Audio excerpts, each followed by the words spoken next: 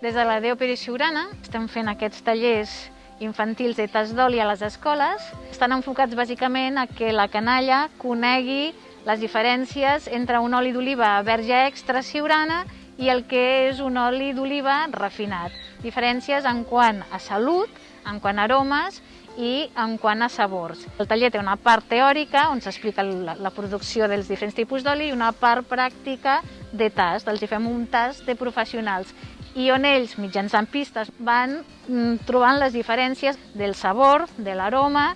Des de la DOP Siurana ens fa molta il·lusió i apostem perquè la canalla que puja conegui l'origen dels productes de casa, de l'oli de la DOP Siurana, i que ells puguin seguir gaudint-la i donant-li vida.